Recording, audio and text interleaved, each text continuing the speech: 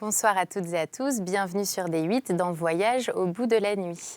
Nous poursuivons ce soir une lecture de Gérard de Nerval intitulée Les filles du feu. Il s'agit d'un recueil de nouvelles et de poèmes et nous avons démarré la première lettre, Angélique. N'hésitez pas à réagir tout au long de la soirée sur les réseaux sociaux à l'aide du hashtag VBN.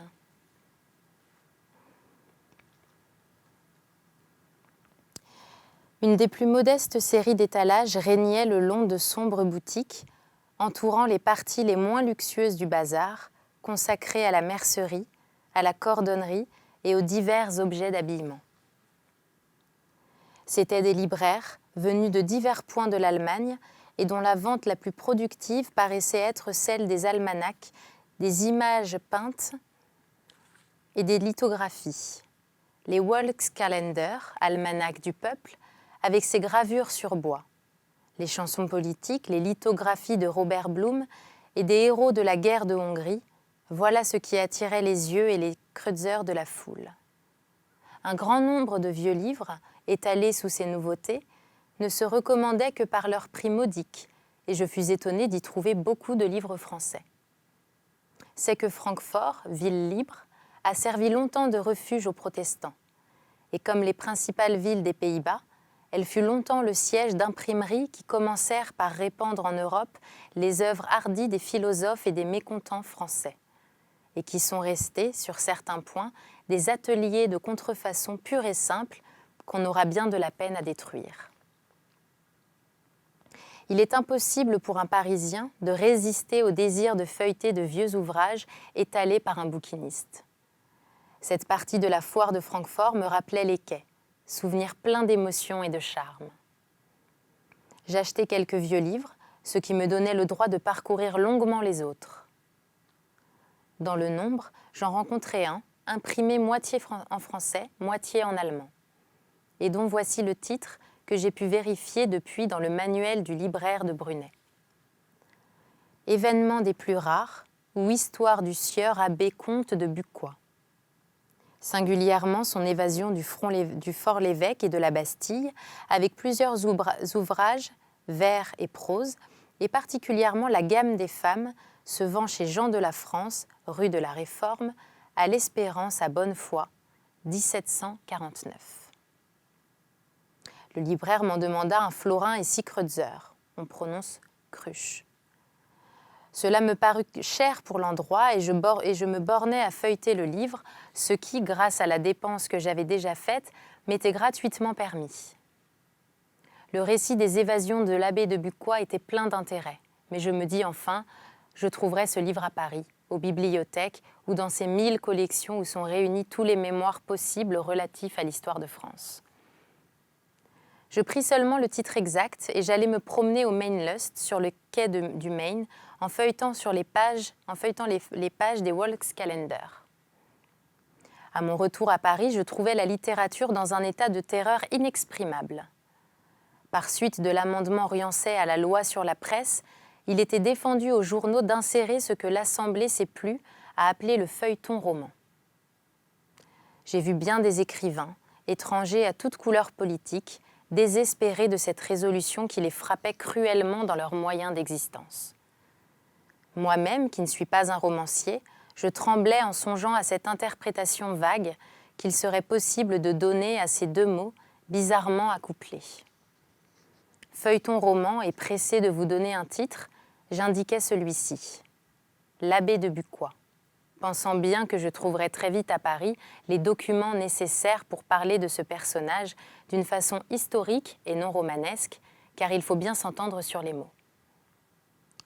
Je m'étais assurée de l'existence du livre en France et je l'avais vu classé non seulement dans le manuel de Brunet, mais aussi dans la France littéraire de Quérard.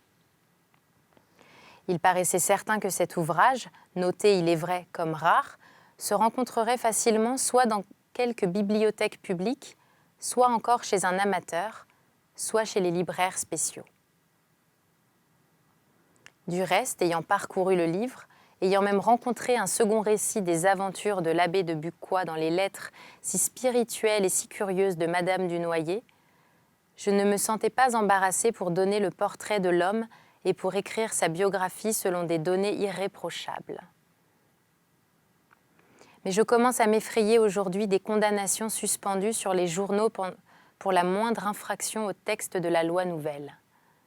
50 francs d'amende par exemplaire saisi, c'est de quoi faire reculer les plus intrépides. Car pour les journaux qui tirent seulement à 25 000, et il y en a plusieurs, cela représenterait plus d'1 million. On comprend alors combien une large interprétation de la loi donnerait au pouvoir de moyens pour étendre toute opposition. Le régime de la censure serait de beaucoup préférable. Sous l'Ancien Régime, avec l'approbation d'un censeur, qu'il était permis de choisir, on était sûr de pouvoir sans danger produire ses idées et la liberté dont on jouissait était extraordinaire quelquefois. J'ai lu des livres contresignés Louis et Filippo, qui seraient saisis aujourd'hui incontestablement. Le hasard m'a fait vivre à Vienne sous le régime de la censure. Me trouvant quelque peu gênée par suite de frais de voyages imprévus, et en raison de la difficulté de faire venir de l'argent en France, j'avais recouru au moyen bien simple d'écrire dans les journaux du pays. On payait 150 francs la feuille de 16 colonnes très courtes. Je donnais 2 séries d'articles qu'il fallut soumettre au censeur. J'attendis d'abord plusieurs jours. On ne me rendait rien. Je me vis forcée d'aller trouver M. Pilat, le directeur de cette institution, en lui exposant qu'on me faisait attendre trop longtemps le visa. Il fut pour moi d'une complaisance rare, et il ne voulut pas, comme son quasi-homonyme, se laver les mains de l'injustice que je lui signalais. J'étais privée, en outre, de la lecture des journaux français, car on ne recevait dans les cafés que le journal des débats et la quotidienne.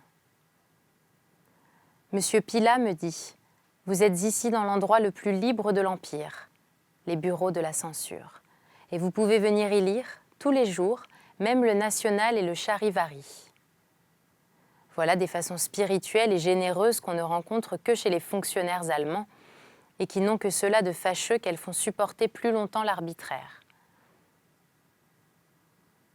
Je n'ai jamais eu tant de bonheur avec la censure française. Je veux parler de celle des théâtres. Et je doute que si l'on rétablissait celle des livres et des journaux, nous eussions plus à nous en louer. Dans le caractère de notre nation, il y a toujours une tendance à exercer la force, quand on la possède, ou les prétentions du pouvoir quand on le tient en main. Je parlais dernièrement de mon embarras à un savant, qu'il est inutile de désigner autrement qu'en l'appelant bibliophile. Il me dit « Ne vous servez pas des lettres galantes de Madame du Noyer pour écrire l'histoire de l'abbé de Bucquoy. Le titre seul du livre empêchera qu'on le considère comme sérieux. Attendez la réouverture de la bibliothèque, elle était alors en vacances, et vous ne pouvez manquer d'y trouver l'ouvrage que vous avez lu à Francfort. » Je ne fis pas attention au malin sourire qui, probablement, pinçait alors la lèvre du bibliophile, et le 1er octobre, je me présentai l'un des premiers à la Bibliothèque nationale. Monsieur Pilon est un homme plein de savoir et de complaisance. Il fit faire des recherches qui, au bout d'une demi-heure, n'amenèrent aucun résultat. Il feuilleta Brunet et Quérard, y trouva le livre parfaitement désigné, et me pria de revenir au bout de 3 jours. On n'avait pas pu le trouver. Peut-être cependant, me dit M. Pilon, avec l'obligeante patience qu'on lui connaît, peut-être se trouve-t-il classé parmi les romans. Je frémis. Parmi les romans ? Mais c'est un livre historique. Cela doit se trouver dans la collection des mémoires relatifs au siècle de Louis XIV. Ce livre se rapporte à l'histoire spéciale de la Bastille. Il donne des détails sur la révolte des Camisards, sur l'exil des protestants, sur cette célèbre ligue de faux-saulniers de Lorraine, dont Mandrin se servit plus tard pour lever des troupes régulières qui furent capables de lutter contre des corps d'armée et de prendre d'assaut des villes telles que Beaune et Dijon. Je le sais, me dit M. Pilon, mais le classement des livres, fait à diverses époques, est souvent fautif. On ne peut en réparer les erreurs qu'à mesure que le public fait la demande des ouvrages. Il n'y a ici que M. Ravenel qui puisse vous tirer d'embarras. Malheureusement, il n'est pas de semaine. J'attendis la semaine de M. Ravenel. Par bonheur, je rencontrai, le lundi suivant, dans la salle de lecture, quelqu'un qui le connaissait et qui m'offrit de me présenter à lui. M. Ravenel m'accueillit avec beaucoup de politesse et me dit ensuite « Monsieur, je suis charmé du hasard qui me procure votre connaissance et je vous prie seulement de m'accorder quelques jours. Cette semaine, j'appartiens au public. La semaine prochaine, je serai tout à votre service. » Comme j'avais été présentée à M. Ravenel, je ne faisais plus partie du public. Je devenais une connaissance privée pour laquelle on ne pouvait se déranger du service ordinaire. Cela était parfaitement juste d'ailleurs, mais admirez ma mauvaise chance.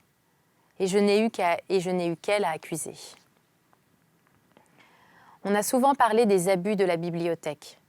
Ils tiennent en partie à l'insuffisance du personnel, en partie aussi à des vieilles traditions qui se perpétuent.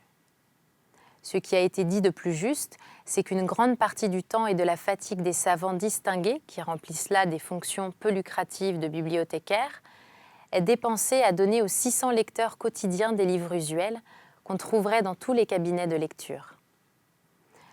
Ce qui ne fait pas moins de tort à ces derniers qu'aux éditeurs et aux auteurs, dont il devient inutile dès lors d'acheter ou de louer les livres. On l'a dit encore avec raison, un établissement unique au monde comme celui-là ne devrait pas être un chauffoir public, une salle d'asile dont les hôtes sont, en majorité, dangereux pour l'existence et la conservation des livres.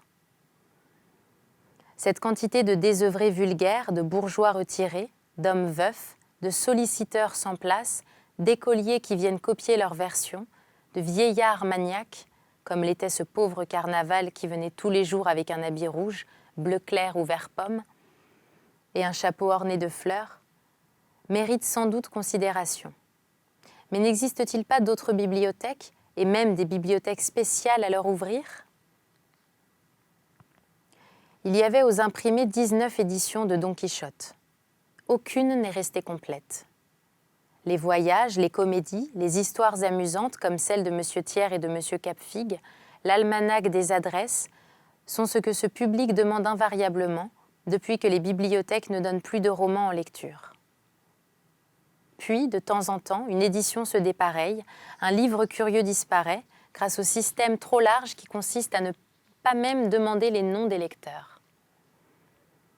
La République des lettres est la seule qui doit être quelque peu imprégnée d'aristocratie, car on ne contestera jamais celle de la science et du talent.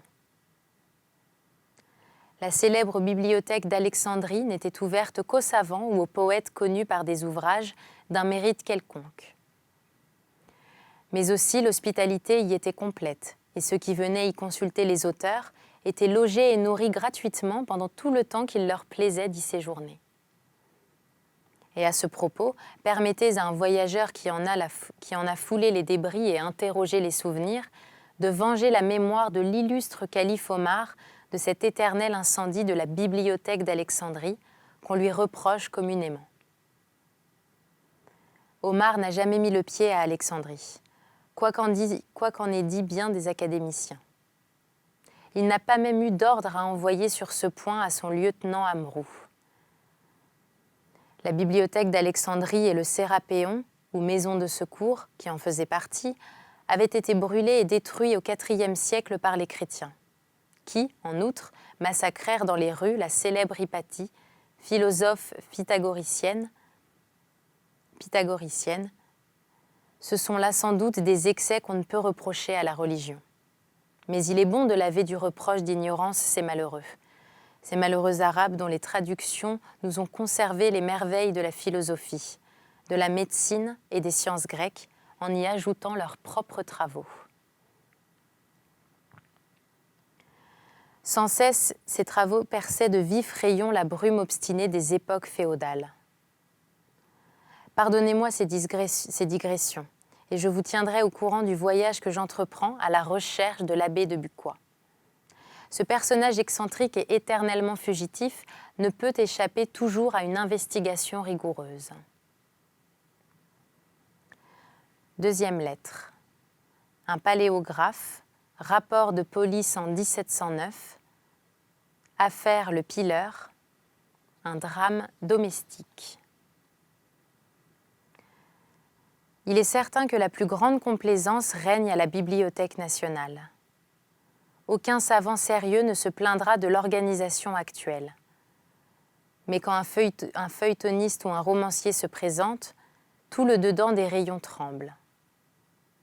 Un bibliographe, un homme appartenant à la science régulière, savent juste ce qu'ils ont à demander. Mais l'écrivain fantaisiste, exposé à perpétrer un roman feuilleton, fait tout déranger et dérange tout le monde pour une idée biscornue qui lui passe par la tête. C'est ici qu'il faut admirer la patience d'un conservateur. L'employé secondaire est souvent trop jeune encore pour s'être fait à cette paternelle abnégation. Il vient parfois des gens grossiers qui se font une idée exagérée des droits que leur confère cet avantage de faire partie du public et qui parlent à un bibliothécaire avec le ton qu'on emploie pour se faire servir dans un café. Eh bien, un savant illustre, un académicien, répondra à cet homme avec la résignation bienveillante d'un moine. Il supportera tout de lui de 10h à 2h30, inclusivement. Prenant pitié de son embarras, on avait feuilleté les catalogues, remué jusqu'à la réserve, jusqu'à l'amas indigeste des romans, parmi lesquels avait pu se trouver classé par erreur l'abbé Bucquoy. Tout d'un coup, un employé s'écria « Nous l'avons en hollandais !» Il me lut ce titre. « Jacques de Bucquoy, événement remarquable. » Pardon, fis-je. Le livre que je cherche commence par « Événement des plus rares ». Voyons encore, il peut y avoir une erreur de traduction. D'un voyage de 16 années fait aux Indes, Harlem, 1744. Ce n'est pas cela. Et cependant, le livre se rapporte à une époque où vivait l'abbé de Bucquoy. Le prénom Jacques est bien le sien. Mais qu'est-ce que cet abbé fantastique a pu aller faire dans les Indes ? Un autre employé arrive. On s'est trompé dans l'orthographe du nom. Ce n'est pas de Bucquoy, c'est du Bucquoy. Et comme il peut avoir été écrit du Bucquoy, tout attaché, il faut recommencer toutes les recherches à la lettre D. Il y avait véritablement de quoi maudire les particules des noms de famille. Du Bucquoy, disais-je, serait un roturier et le titre du livre le qualifie comte de Bucquoy. Un paléographe qui travaillait à la table voisine leva la tête et me dit « La particule n'a jamais été une preuve de noblesse, au contraire. Le plus souvent, elle indique la bourgeoisie propriétaire qui a commencé par ceux que l'on appelait les gens de franc halleux. On les désignait par le nom de leur terre et l'on distinguait même les branches diverses par la désinence variée des noms de famille. Les grandes familles historiques s'appelaient Bouchard, Montmorency, Boson, Périgord, Beaupoil, Saint-Aulaire, Capet, Bourbon, etc. Les deux et les dus sont pleins d'irrégularités et d'usurpations. Il y a plus. Dans toute la Flandre et la Belgique, de est le même article que le der allemand et signifie le. Ainsi, de Muller veut dire le meunier, etc. Voilà un quart de la France remplie de faux gentilshommes. Béranger s'est rallié lui-même très gaiement sur le de qui précède son nom et qui indique l'origine flamande. On ne discute pas avec un paléographe, on le laisse parler. Cependant, l'examen de la lettre D dans les diverses séries de catalogues n'avait pas produit de résultat. D'après quoi supposez-vous que c'est du Bucquoy, dis-je, à l'obligeant bibliothécaire qui était venu en dernier lieu. C'est que je viens de chercher ce nom au manuscrit dans le catalogue des archives de la police. 1709, est-ce l'époque ? Sans doute, c'est l'époque de la 3e évasion du comte de Bucquoy. Du Bucquoy, c'est ainsi qu'il est porté au catalogue des manuscrits. Montez avec moi, vous consulterez le livre même. Je me suis vu bientôt maître de feuilleter un gros in-folio relié en maroquin rouge et réunissant plusieurs dossiers de rapports de police de l'année 1709. Le second du volume portait ces noms. Le pileur, François Bouchard, dame de Boulanvilliers, Jeanne Massé, comte du Bucquoy. Nous tenons le loup par les oreilles, car il s'agit bien là d'une évasion de la Bastille, et voici ce qu'écrit M. d'Arganzon dans un rapport à M. Pontchartrain. Je continue à faire chercher le prétendu comte du Bucquoy dans tous les endroits qu'il vous a plu de m'indiquer, mais on n'a peu en rien à prendre, et je ne pense pas qu'il soit à Paris. Il y a dans ce peu de lignes quelque chose de rassurant et quelque chose de désolant pour moi. Le comte de Bucquoy ou du Bucquoy, sur lequel je n'avais que des données vagues ou contestables, prend, grâce à cette pièce, une existence historique certaine. Aucun tribunal n'a plus le droit de le classer parmi les héros du roman feuilleton.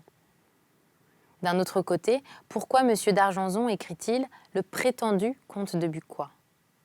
Serait-ce un faux Bucquoy qui se serait fait passer pour l'autre, dans un but qu'il est bien difficile aujourd'hui d'apprécier ? Serait-ce le véritable qui aurait caché son nom sous un pseudonyme ? Réduite à cette seule preuve, la vérité m'échappe. Et il n'y a pas un légiste qui ne fût fondé à contester même l'existence matérielle de l'individu. Que répondre à un substitut qui s'écrierait devant le tribunal ? Le comte de Bucquoy est un personnage fictif créé par la romanesque imagination de l'auteur. Et qui réclamerait l'application de la loi, c'est-à-dire peut-être 1 million d'amendes, ce qui se multiplierait encore par la série quotidienne de numéros saisis si on les laissait s'accumuler. Sans avoir droit au beau nom de savant, tout écrivain est forcé parfois d'employer la méthode scientifique. Je me mis donc à examiner curieusement l'écriture jaunie sur papier de Hollande du rapport signé d'Argenson. À la hauteur de cette ligne, je continue de faire chercher le prétendu comte. Il y avait sur la marge ces 3 mots écrits au crayon et tracés d'une main rapide et ferme. L'on ne peut trop. Qu'est-ce que l'on ne peut trop ? Chercher l'abbé de Bucquoy ? Sans doute. C'était aussi mon avis. Toutefois, pour acquérir la certitude en matière d'écriture, il faut comparer. Cette note se reproduisait sur une autre page à propos des lignes suivantes du même rapport. Les lanternes ont été posées sous les guichets du Louvre suivant votre intention. Et je tiendrai la main à ce qu'elles soient allumées tous les soirs. La phrase était terminée ainsi dans l'écriture du secrétaire qui avait copié le rapport. Une autre main moins exercée avait ajouté à ces mots « allumées tous les soirs ». Ceci, fort exactement. À la marge se retrouvaient ces mots de l'écriture évidemment du ministre Pontchartrain. L'on ne peut trop. La même note que pour l'abbé de Bucquoy. Cependant, il est probable que M. de Pontchartrain variait ses formules. Voici autre chose. J'ai fait dire aux marchands de la foire Saint-Germain qu'ils allaient à se conformer aux ordres du roi, qui défendent de donner à manger durant les heures qui conviennent à l'observation du jeûne, suivant les règles de l'Église. Il y a seulement à la marge ce mot au crayon. Bon. Plus loin, il est question d'un particulier arrêté pour avoir assassiné une religieuse d'Évreux. On a trouvé sur lui une tasse, un cachet d'argent, des linges ensanglantés et un gant. Il se trouve que cet homme est un abbé, encore un abbé. Mais les charges se sont dissipées selon M. d'Argenson, qui dit que cet abbé est venu à Versailles pour y solliciter des affaires qui ne lui réussissent pas, puisqu'il est toujours dans le besoin. Ainsi, ajoute-t-il, je crois qu'on peut le regarder comme un visionnaire plus propre à renvoyer dans sa province qu'à tolérer à Paris, où il ne peut être qu'à charge au public. Le ministre a écrit au crayon qu'il lui parle auparavant. Terribles mots qui ont peut-être changé la face de l'affaire du pauvre abbé.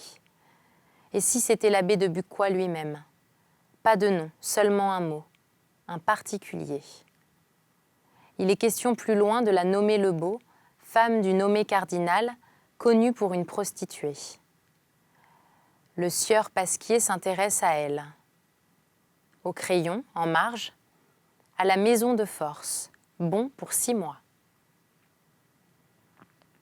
Je ne sais si tout le monde prendrait le même intérêt que moi à dérouler ces pages terribles intitulées « Pièces diverses de police ». Ce petit nombre de faits peint le point historique où se déroulera la vie de l'abbé fugitif. Et moi, qui le connais, ce pauvre abbé, mieux peut-être que ne pourront le connaître mes lecteurs, J'ai frémi en tournant les pages de ces rapports impitoyables qui avaient passé sous la main de ces deux hommes, d'Argenson et Pontchartrain. Il y a un endroit où le premier écrit, après quelques protestations de dévouement, « Je saurai même comme je dois recevoir les reproches et les réprimandes qu'il vous plaira de me faire. » Le ministre répond, à la troisième personne, et cette fois en se servant d'une plume, « Il ne les méritera pas quand il voudra, et je serais bien fâché de douter de son dévouement, ne pouvant douter de sa capacité. » Il restait une pièce dans ce dossier. Affaire le pileur. Tout un drame effrayant se déroula sous mes yeux. Ce n'est pas un roman. Voici à quoi rimait dans ce temps-là le nom de Pontchartrain. C'est un pont de planches pourries, un char traîné par les furies, dont le diable emporte le train. Un drame domestique, affaire le pileur. L'action représente une de ces terribles scènes de famille qui se passent au chevet des morts. Dans ce moment si bien rendu jadis sur une scène des boulevards, où l'héritier, quittant son masque de componction et de tristesse, se lève fièrement et dit aux gens de la maison « Les clés ?» Ici, nous avons deux héritiers après la mort de Binet de Villiers. Son frère Binet de Basse-Maison, légataire universel, et son beau-frère, le pileur. Deux procureurs, celui du défunt et celui de le pileur, travaillaient à l'inventaire, assistés d'un notaire et d'un clerc. Le pileur se plaignit de ce que l'on n'avait pas inventorié un certain nombre de papiers que Binet de Basse-Maison déclarait de peu d'importance. Ce dernier dit à le pileur qu'il ne devait pas soulever de mauvais incidents et pouvait s'en rapporter à ce que dirait Châtelain, son procureur. Mais le pileur répondit qu'il n'avait que faire de consulter son procureur, qu'il savait ce qui était à faire et que s'il formait de mauvais incidents, il était assez gros seigneur pour les soutenir. Basse-Maison, irrité de ce discours, s'approcha de le pileur et lui dit, en le prenant par les deux boutonnières du haut de son juste au corps, qu'il l'en empêcherait bien. Le pileur mit l'épée à la main, quelques coups d'épée sans beaucoup... Le pileur mit l'épée à la main, Basse-Maison en fit autant. Ils se portèrent d'abord quelques coups d'épée sans beaucoup s'approcher. La dame le pileur se jeta entre son mari et son père, les assistants s'en mêlèrent et l'on parvint à les pousser chacun dans une chambre différente que l'on ferma à clé. Un moment après, l'on entendit s'ouvrir une fenêtre. C'était le pileur qui criait à ses gens restés dans la cour d'aller quérir ses deux neveux. Les hommes de loi commençaient un procès-verbal sur le désordre survenu quand les deux neveux entrèrent le sabre à la main. C'étaient deux officiers de la maison du roi. Ils repoussèrent les valets et présentèrent la pointe au procureur et au notaire, demandant où était Basse-Maison. On refusait de leur dire, quand le pileur cria de sa chambre « À moi, mes neveux !» Les neveux avaient déjà enfoncé la porte de la chambre de gauche et accablaient de coups de plat, de sabre, l'infortuné Binet de Basse-Maison, lequel était, selon le rapport, asthmatique. Le notaire, qui s'appelait Dionis, crut alors que la colère de le pileur serait satisfaite et qu'il arrêterait ses neveux. Il ouvrit donc la porte et lui fit ses remontrances. À peine dehors, le pileur s'écria « On va voir, beau jeu !» En arrivant derrière ses neveux, qui battaient toujours Basse-Maison, il lui porta un coup d'épée dans le ventre. Nous nous arrêtons là pour la nouvelle de Gérard de Nerval, Angélique, la nouvelle qui fait partie donc du recueil Les Filles du Feu, et nous reprendrons la lecture après cette pause. Très bonne soirée à tous, restez avec nous sur Délite.